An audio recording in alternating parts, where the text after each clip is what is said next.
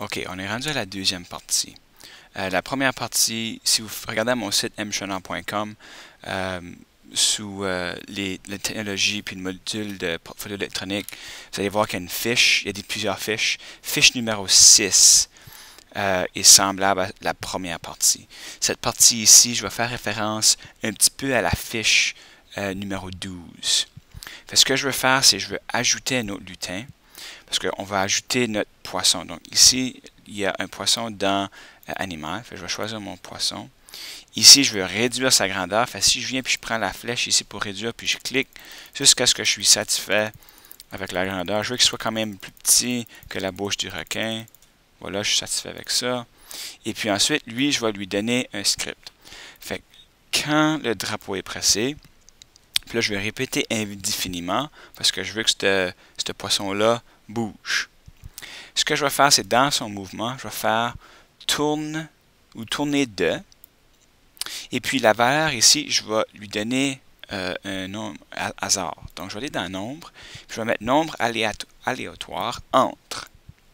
Puis ici, je vais changer les valeurs, puis je vais mettre négatif 30, et puis, oups, 30. Donc, au lieu de tourner 15 degrés, il va choisir un nombre aléatoire, donc un nombre au hasard entre ces valeurs-là.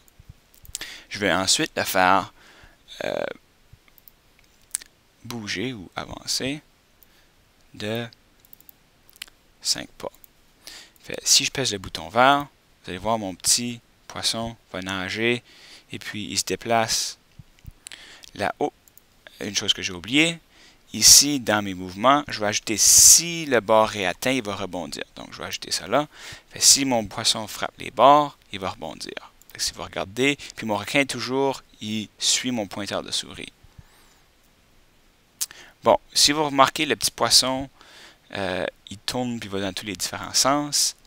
Ici, en haut, si je pèse sur la flèche, il va faire de sorte que le poisson reste toujours, il ne va pas tourner, il ne sera pas sur son dos. Okay? Fait que là, à cette heure, j'ai mon requin et puis mon poisson qui nage. Si je veux, je pourrais ajouter un autre poisson puis en avoir plusieurs qui nagent. Donc, si je viens sur mon poisson, mon lutin ici, puis je fais dupliquer, là, j'en ai deux. Je vais cliquer sur le lutin 3, je vais aller à son costume, et puis je vais éditer. Bon, ici, je peux changer sa couleur. Donc, je pourrais prendre mon seau, par exemple, puis lui donner du rouge, et puis du jaune, et puis on va mettre du vert. Donc là, j'ai un différent poisson. Okay? Même si j'aurais voulu, j'aurais pu en importer un autre. Bon, ici, à cette heure, si je vérifie le script, il a le même script que le premier. Donc, si je joue mon vidéo, j'ai à cette heure deux poissons qui se promènent sur mon écran. Voilà, partie numéro 2.